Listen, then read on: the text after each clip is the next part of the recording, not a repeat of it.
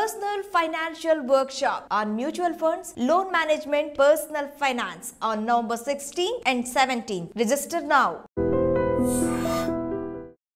Hi hello నమస్తే welcome back to iDream media. ఈరోజు మనతో ఉన్నారు స్టాక్ మార్కెట్ అనలిస్ట్ అయిన రామచంద్రమూర్తి గారు. ముఖ్యంగా ఆఫ్టర్ అమెరికన్ రిజల్ట్ ట్రంప్ గెలిచాక ఇప్పుడు ఇండియన్ స్టాక్ మార్కెట్ కానీ అమెరికన్ స్టాక్ మార్కెట్ కానీ ఏ విధంగా ఉంటే వీటి మధ్య రిలవెన్స్ అనేది తెలుసుకుందాం. నమస్కారం సార్. నమస్తే అండి సార్, ట్రంప్ తీసుకున్న డెసిషన్ తర్వాత రెండు స్టాక్స్ పేర్లు గట్టిగా వినిపించింది అమెరికాలో. టెస్లా 14% రైజ్ కానీ 24% రైజ్ ఇందులో అయితే ట్రంప్ మీడియాలో జరగడం జరిగిందనమాట. అయితే వీళ్ళ పర్సనల్ బెనిఫిట్సే కాకుండా ఇక ఓవరాల్ స్టాక్ మార్కెట్ పరిస్థితి ఏ విధంగా ఉంది రెండు కంట్రీస్లో? రెండు కంట్రీస్లో తీసుకుంటే యాక్చువల్గా ట్రంప్ గెలుస్తారు అని గెలిచే ముందు వరకు కూడా ఎవరూ ఎక్స్పెక్ట్ చేయలేదు. అయితే ఏంటంటే అమెరికన్ ట్రెడిషన్ ఏంటంటే వాళ్ళు ఫస్ట్ ఉమెన్కి వాల్యూ అంటే ఫస్ట్ ఉమెన్కి ఇవ్వరు అనేది మళ్ళీ ప్రూవ్ అయింది. గత 200 సంవత్సరాల అమెరికా చరిత్రలో లాస్ట్ టైం హిల్లరీ క్లింటన్ చాలా నెక్ వచ్చారు, వాళ్ళేమో ఈవిడ చాలా నెక్ వచ్చారు హ్యారిస్. బట్ వాళ్ళకి ఏంటంటే ఇంకా మ్యాన్ డామినేటింగ్ కంట్రీనే అని ఇది అవుతుంది. అదొకటి మేజర్ రీజన్ అనిపించింది ఒకసారి కనుక చూస్తే. అయితే ఏంటంటే వీళ్ళు చేసిన మేజర్ మిస్టేక్ ఏంటంటే ఈ డెమోక్రాట్స్ ఆల్టర్నేటివ్ ఇమీడియట్ గా చేయలేకపోయారు, రీప్లేస్మెంట్.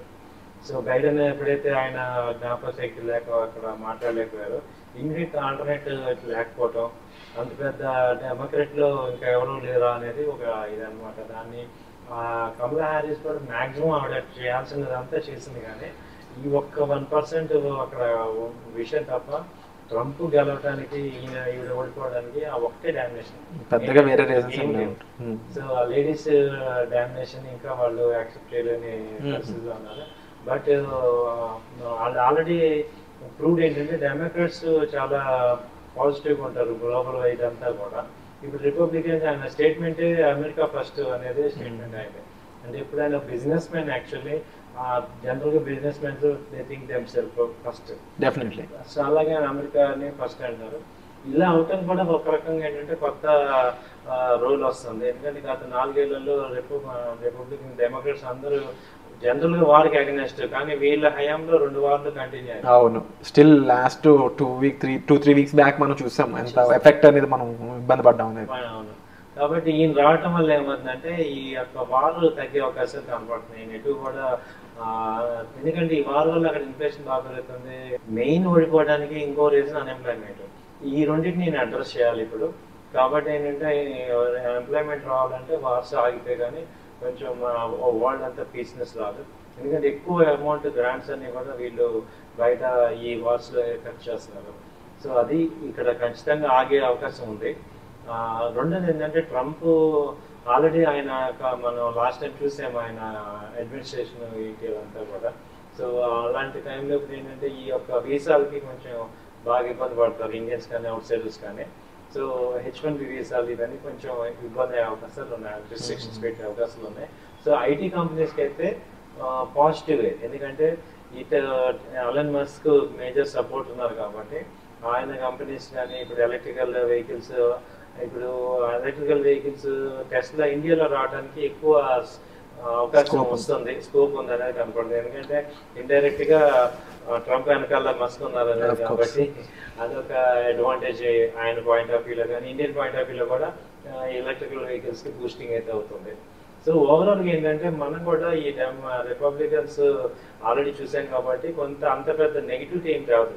ఎందుకంటే ఇండియాకి ఏమైందంటే ఇవాళ 3rd లార్జెస్ట్ ఎకానమీ అవుతున్నాము.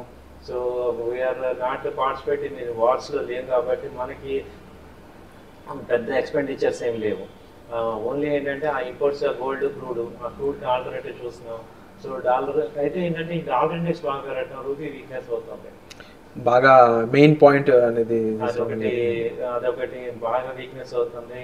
అలాగే ఈ నవంబర్ డిసెంబర్ లో ఎఫ్ఐఎస్ పెద్ద ఎత్తున వెళ్ళిపోతుంటారు, ఫండ్స్ బ్యాక్ అవుతుంది ఆల్రెడీ. అంటే ఎఫ్ఐఎస్ సెల్లింగ్ అనేది ఏ రకంగా ఇండియన్ స్టాక్ మార్కెట్ ఇంపాక్ట్ చేయబోతుంది అంటారు? ఆల్రెడీ ఇది చేసింది, కానీ అంతకు ముందుతో పోలిస్తే ఇప్పుడు కొంచెం తగ్గింది, అంటే ఇంపాక్ట్ తగ్గింది. ఎందుకంటే డొమెస్టిక్ డిఐస్ కొంటాం, ఎస్ఐపిస్ లో అమౌంట్ రావడం వల్ల కాంపెన్సేట్ అయింది, కానీ ఒక రకంగా చూస్తే పెద్ద అమౌంట్ బయటకు వెళ్ళింది. But hopefully Indian stock market లో ఎంటర్ అయ్యే కొత్త ఇన్వెస్టర్స్ నెంబర్ అనేది మనకు హెల్ప్ చేస్తుంది. ఇండియన్ యొక్క క్రెడిబిలిటీ పెరుగుతుంది. ఈవెన్ ఎఫ్ఐఎస్ సెల్లింగ్ అయిపోయినా కానీ ఈ పాటికి 20-30% ఫాలో అవ్వాలి. అలాంటిది ఓన్లీ 10%, 8%లోనే ఆగింది. SIPs, thanks for SIPs, every month SIP of Indian retail clients యొక్క పార్టిసిపేషన్ ఇండైరెక్ట్గా బాగా ఉంది.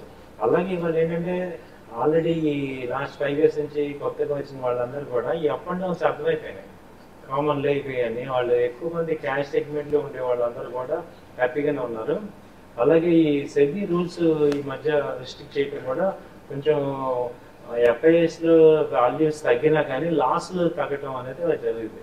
సో దీనివల్ల ఏమవుతుందంటే ఈ మెయిన్ క్యాష్ కాంపోనెంట్లో ఉన్న వాళ్ళందరూ హోల్డింగ్ అవుతారు తప్ప వాష్ అవుట్ అవ్వరు. FIIsలో ఏమవుతుందంటే ఫ్యూచర్ ఆప్షన్స్లో కంప్లీట్ వాష్ అవుట్ అయిపోతాం, మనీ కనుక మార్జిన్ అమౌంట్స్ పే చేయలేకపోతే. దాన్ని ఏంటంటే అది రిస్ట్రిక్షన్స్ పెట్టడం సెబీ వల్ల ఇమ్మీడియట్గా ఒక టెంపరీగా మార్కెట్ డౌన్ అయినా కానీ లాంగ్ రన్లో పాజిటివ్ అవుతుంది. అందుకని ఏంటంటే ఇవన్నీ కూడా మార్కెట్ ఫాలో అవడానికి మన ఇండియన్ మార్కెట్స్ జరగడానికి రీజన్. వాటిల్లో ఇప్పుడు రైజ్ అవడానికి కూడా రేపు January 20 వరకు ఆయన ఒకసారి అడ్మినిస్ట్రేషన్ తీసుకుంటే ఇప్పుడు ఇమీడియట్గా ఆయన చూసేదంతా కూడా ఏవైతే ఆ బిజినెస్ ఆపర్చునిటీ చూడాలంటే ఇండియాని చూడాల్సిందే కాబట్టి ఎటు పాజిటివ్గా తీసుకోవాల్సిందే. అండ్ మెయిన్ ట్రంప్ రాగానే మనకున్న వాటిలో చెప్పాలని పాజిటివ్ అనేది ట్రంప్ హేట్స్ చైనా. చైనా మార్కెట్స్ని కానీ చైనాకి సంబంధించిన బిజినెస్ని కానీ he don't encourage at all. అలాంటి ప్లేస్లో ఇండియా రీప్లేస్ చేయడానికి చైనాని ఎంతవరకు స్కోప్ ఉందంటారు? సెమీ కండక్టర్స్లో ఆల్రెడీ మన టాటా కంపెనీ స్టార్ట్ చేశారు సార్. వాటికి ఎక్కువ డిమాండ్, మన ఎక్కువ డిపెండ్ అయ్యేది ఈ సెమీ కండక్టర్స్ కానీ చిప్స్లో కానీ. సో వీటిని అలాగే ఈ యొక్క మ్యానుఫ్యాక్చరింగ్లో సో ఆల్మోస్ట్ మనం ఏం చేస్తున్నామంటే ఇప్పుడు మ్యానుఫ్యాక్చరింగ్ రంగం బాగా స్టార్ట్ అయింది. సో నెక్స్ట్ కాంపిటీషన్ ఇవ్వకపోయినా ఒక 40%, 30% ఇవ్వగలుగుతున్నాం. సో దీన్ని కనుక కొంచెం మనకి సపోర్ట్ చేస్తే ఈసారికి పెద్ద ఎత్తున కాంపిటీషన్ ఇచ్చే అవకాశం ఉంది. సో అందులో చైనా ఏంటంటే వాళ్ళు ఎవ్రీ టైం రూపీ వాల్యూ వాళ్ళ వాల్యూని తగ్గించుకొని ఇది చేస్తారు తప్ప అది ఒరిజినల్ గ్రోత్ కాదు. సో ఎప్పటికప్పుడు రూపీ వాళ్ళ కరెన్సీని డివాల్యూట్ చేసుకుంటూ ఎక్స్పోర్ట్స్కి అప్పు ఇస్తున్నారు తప్ప ఒరిజినల్గా కంట్రీలో చూసుకుంటే రియల్ ఎస్టేట్స్ పడిపోయినాయి, స్టాక్ మార్కెట్స్ డౌన్ అవుతున్నాయి. సో ఒక అంతకు ముందు ఉన్న షైన్ ఇప్పుడు లేదు చైనాకి. సో ఓవరాల్గా చూసుకున్నా కూడా ట్రంప్ డెసిషన్స్ అనేవి ఏ విధంగా ఉంటాయి, వార్ఫేర్ మీద కానీ వార్ఫేర్ మీద జరిగే ఇష్యూస్ తగ్గితే డెఫినెట్లీ కంపెనీస్ కానీ ఇండియా అంటే కంట్రీస్ వైజ్ స్టాక్ మార్కెట్స్ కానీ మంచి రిలేషన్ అనేది ఏర్పడుతూ ఉంటుంది. సో ఫుల్లీ ఇవన్నీ బెటర్మెంట్కి దారితీయాలని మనస్ఫూర్తిగా కోరుకుంటున్నాను. అంతేకాకుండా ఇలాంటి సిచ్యువేషన్స్లో అంటే ఎలక్షన్ ఈవెంట్స్ కానీ వార్ఫేర్ కానీ ఇలాంటి టైంలో స్టాక్ మార్కెట్లో ఇన్వెస్ట్ చేయడం చాలా ఆచితూచి చేయాలండి. అలాంటి టైంలో ఒక రైట్ ప్రొఫెషనల్ ఎవరైతే ఉంటారో వాళ్ళని మనం కన్సల్ట్ చేయడం ద్వారా మనకి సరైన ఇన్వెస్ట్మెంట్ ఏ విధంగా చేయాలి, రిస్క్ ఏ విధంగా మనం బ్యాలెన్స్ చేసుకోవాలని చెప్తూ ఉంటారు. అలాంటి సలహాల కోసం మీరు డిస్ప్లే నెంబర్స్ కాల్ చేయడం ద్వారా మీరు రామచంద్రమూర్తి గారిని సంప్రదించవచ్చు. Thank you so much.